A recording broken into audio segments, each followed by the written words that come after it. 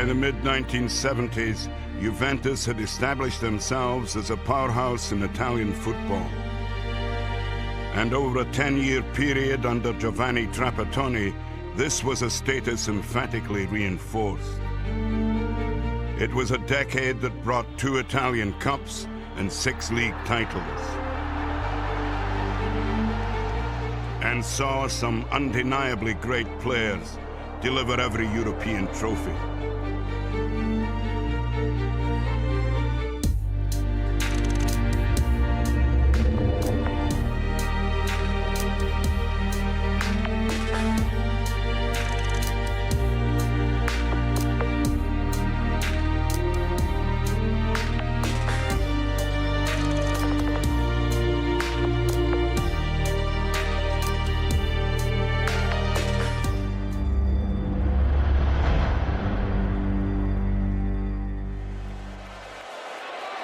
In 1982, 40-year-old Dino Zoff lifted the World Cup in Madrid.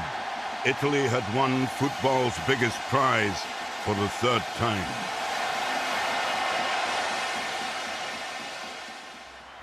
Zoff was one of 6 Juventus players among the 11 who started the final against West Germany, with goalkeeper Zoff as captain. Gaetano Sciarrea played sweeper behind a 4-man defense that included Claudio Gentili and Antonio Cabrini. Marco Tardelli was in midfield, and Paolo Rossi led the attack. The spine of the team was from Juventus. I think in a national team you always need a spine that helps you win trophies and play good football.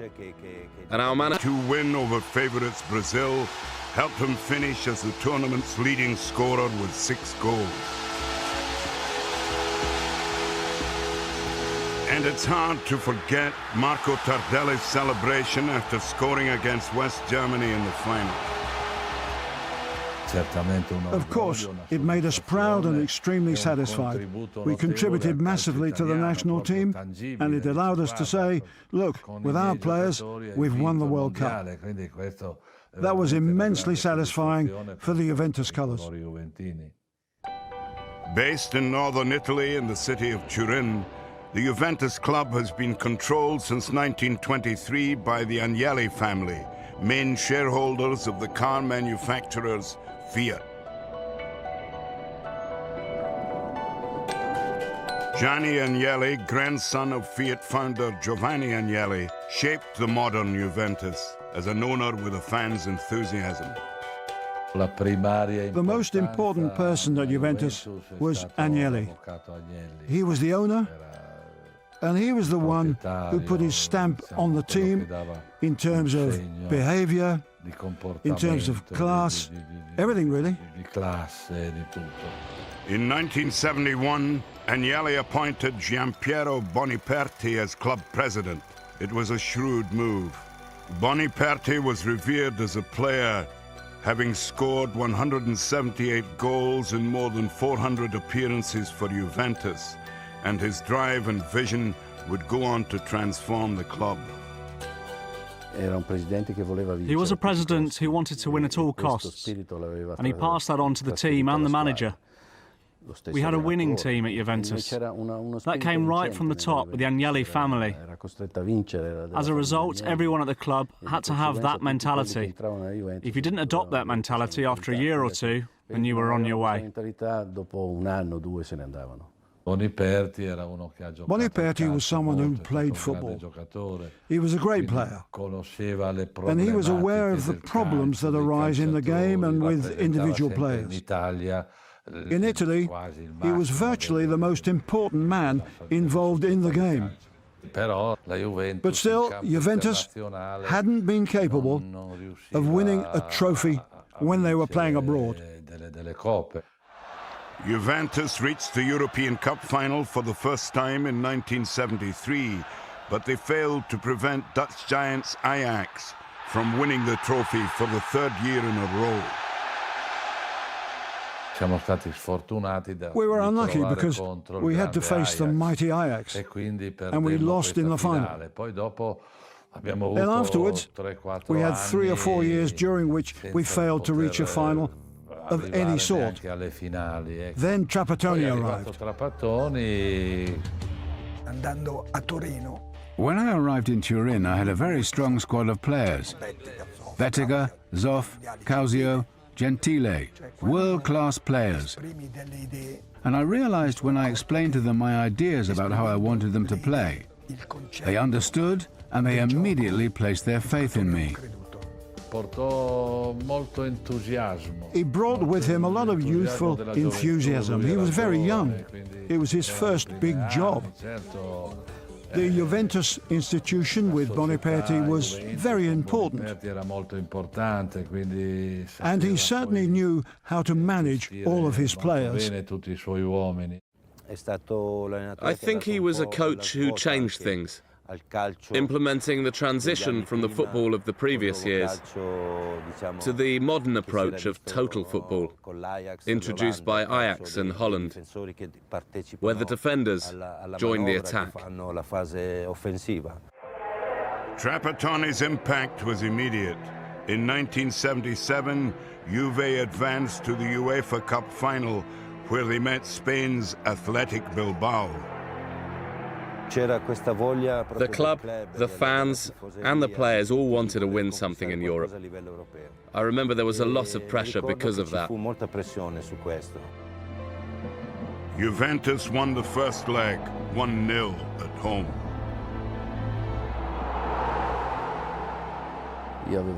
I'd managed to score in the first leg. It was a wonderful goal, a great memory, where it felt like the entire stadium collapsed in on me. Those things remain with you for your entire life. The second leg took place in the intimidating atmosphere of Bilbao's San Mamés Stadium. Juventus, though, started brightly. After 7 minutes, I scored with a header. At that moment, we thought that we would have an easy time of it. Well, it turned into a nightmare because we suffered tremendously during that match. Our first European trophy seemed to be heading our way. And you'd think going in front would make things easier for us. On the contrary, it made it even harder.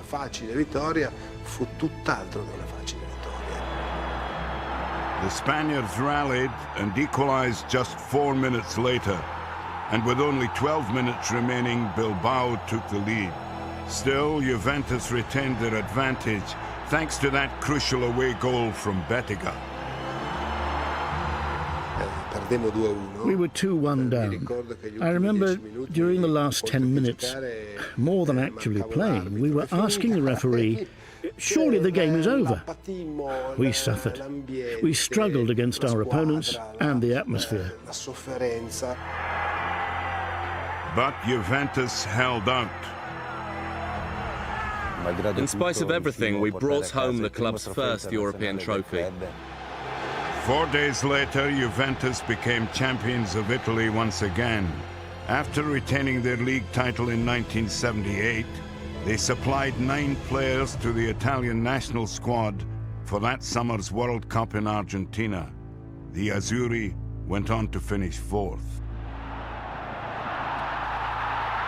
But it wasn't until 1981 that Juventus were again crowned champions of Italy. A 1-0 win over Fiorentina on the final day regained the Scudetto. The following season saw a significant departure.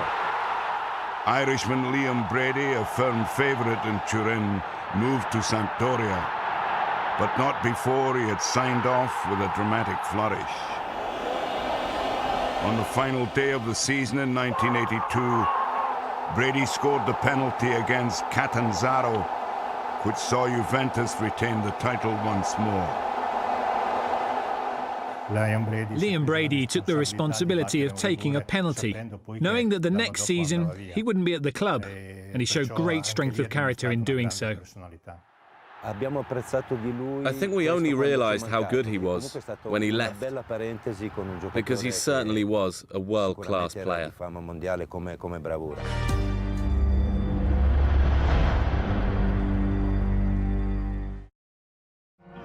Just weeks after the Serie A title was decided, 6 of Brady's former teammates traveled to Spain for the 1982 World Cup. When you have a national team which has so many players from one club, that's significant. You're aware that it gives the team a certain desire from that club. You feel obliged to perform. I think that's something very important for a team to have.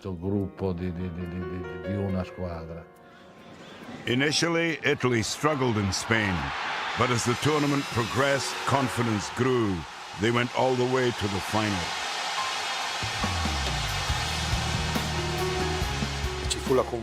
Let's just say that we had the belief and the awareness of our strength. We knew that everything was going well and that everybody was okay. We knew that we could win.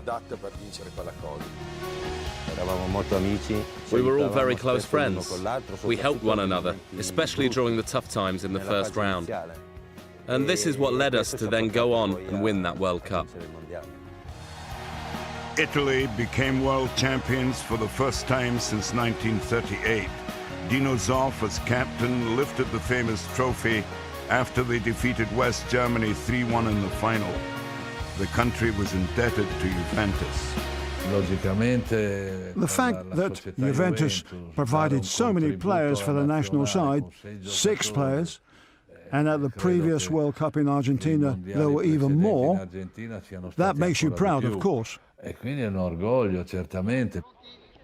While club success led to national glory, the 1982 World Cup in turn produced benefits for Juventus.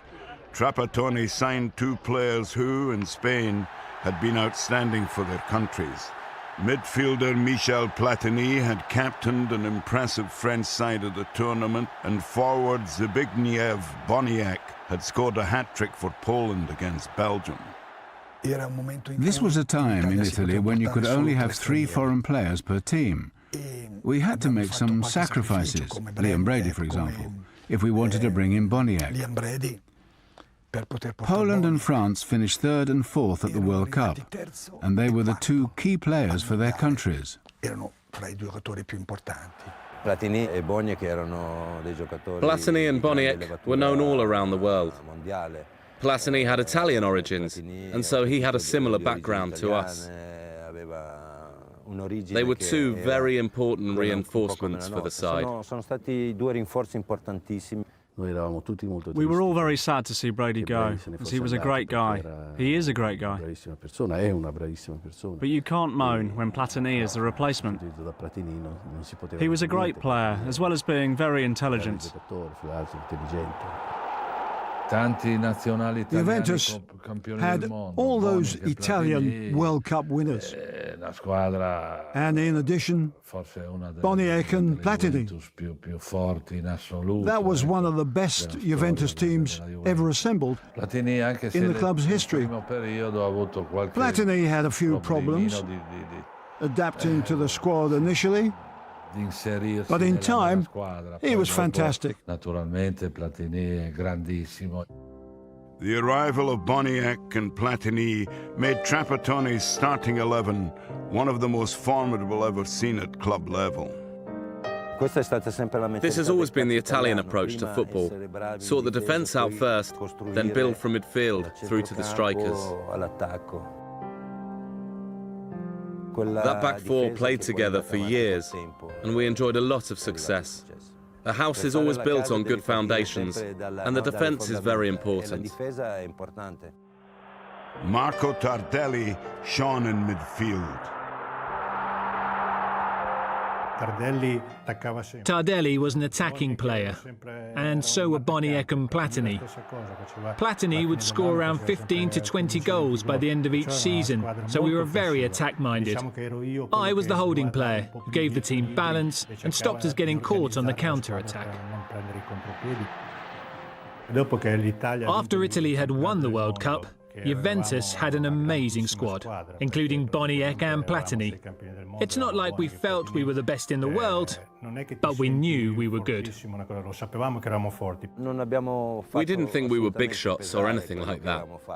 On the contrary, the more you win, the more you need to be on hand to help others. We did everything in our power to help Platini and Boniek settle in.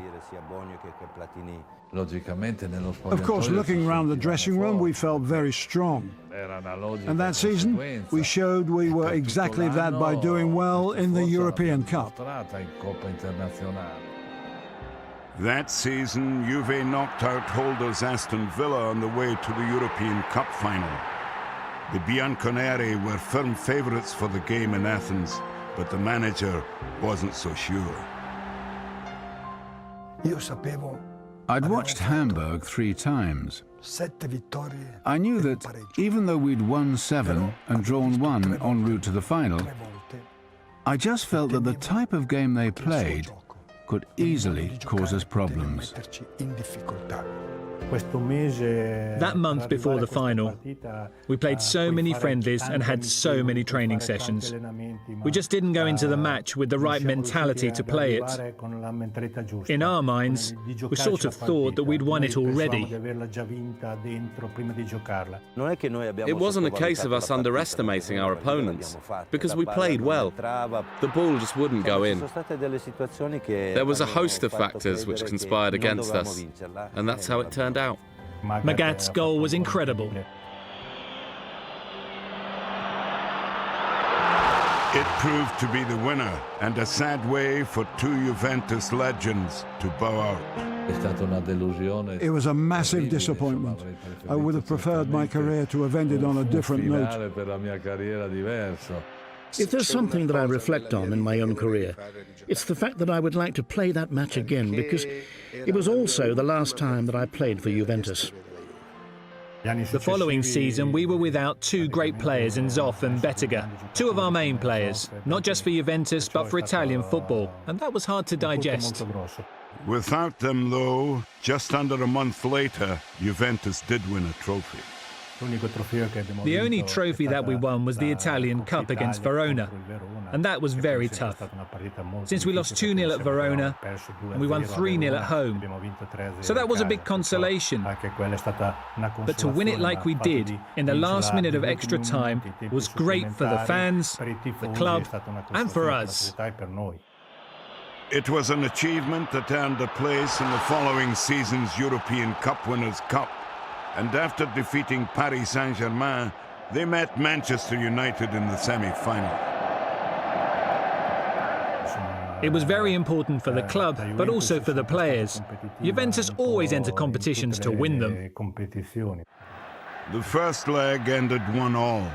In the home return, Juventus took the lead. The goal came from a long pass from Platini to Boniek, who was in front of goal. With only the goalkeeper to beat, and with a bit of luck, he scored.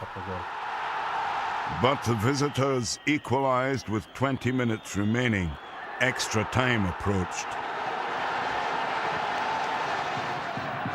Then, with just 1 minute left, Paolo Rossi scored a dramatic winner to take Juventus through to another European final.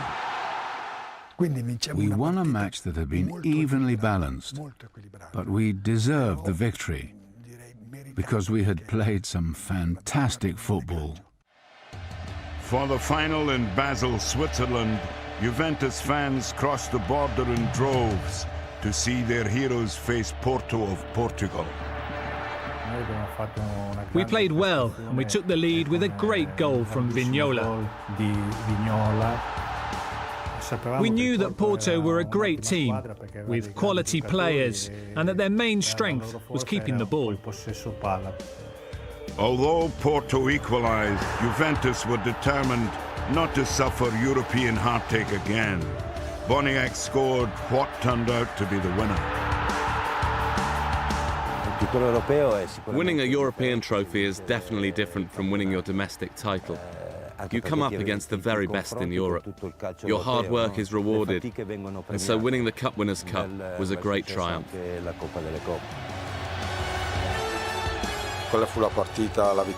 That was a game that we won with our heads.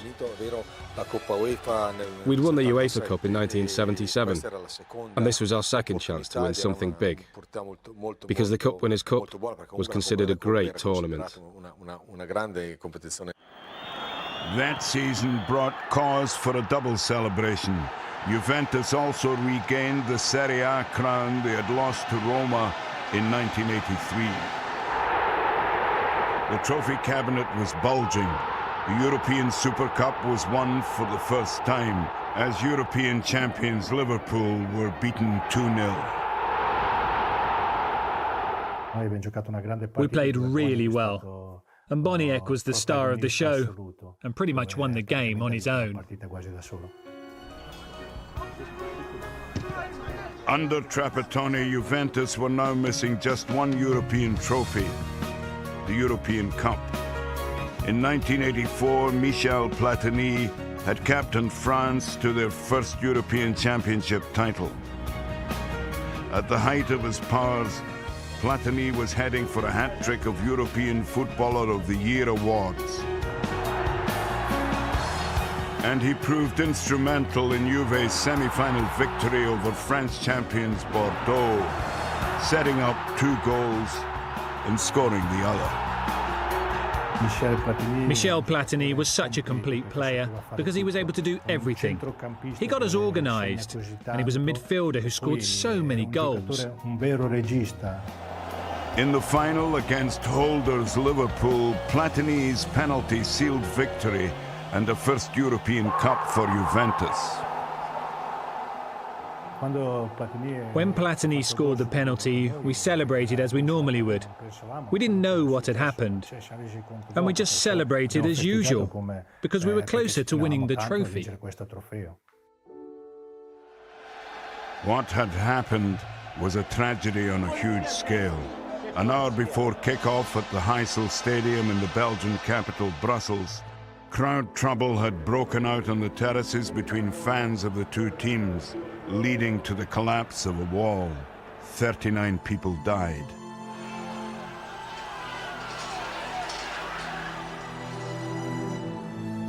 That cannot be considered a game because of what happened.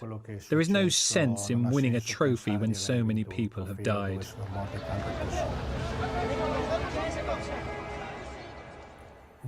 Something like that should not have happened because it was not a suitable stadium in which to play the European Cup final. Officials from FIFA and UEFA said that the best thing to do was to play the match. It placed us in a difficult situation because we knew that there were casualties, but we had no idea people had died.